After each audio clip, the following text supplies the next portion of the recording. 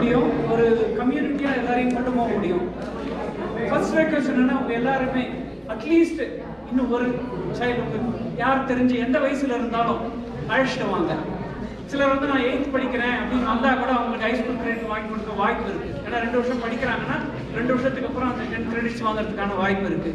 So at least ஒருத்தர் ஒரு பிள்ளையை கூட்டிட்டு வரதுக்கு ஹெல்ப் பண்ணுங்க, சர்க்குலேட் பண்ணுங்க. இந்த இமேஜ் வாட்ஸ்அப்பில் நான் பண்ணியிருக்கேன். நான் ப்ளீஸ் சர்க்குலேட் பண்ணுங்க.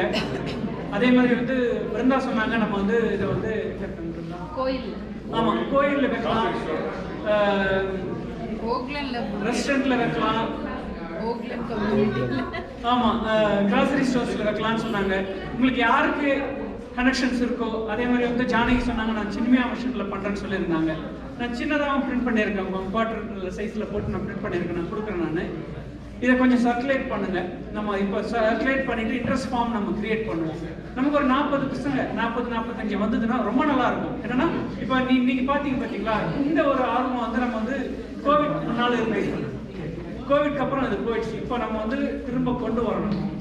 நம்ம கொஞ்சம் எஃபர்ட் போட்டால், கொஞ்சம் ஹெல்ப் பண்ணோம்னா இந்த பசங்களுக்கு ஹெல்ப் ஆகும். நீங்கள் யோசிச்சு பாருங்களேன், காலேஜ் முடிச்சுட்டு போனாலும் அவங்களுக்குன்னு ஒரு கம்யூனிட்டி, தமிழ் பேசுகிற கம்யூனிட்டி, நம்ம மக்கள் நம்ம கனெக்ட் பண்ணி விடலாம். அந்த அலுமினி குரூப் மாதிரி ஒரு மாதிரி கனெக்ட் பண்ணி விடலாம். அவங்களும் வந்து கான்ட்ரிபியூட் பண்ணலாம். Then they can take care of it. அடுத்த லெவலுக்கு கொஞ்சம் இதை ஸ்ப்ரெட் பண்ணுங்க. உங்களுக்கு அனுப்பியிருக்கேன் நான்.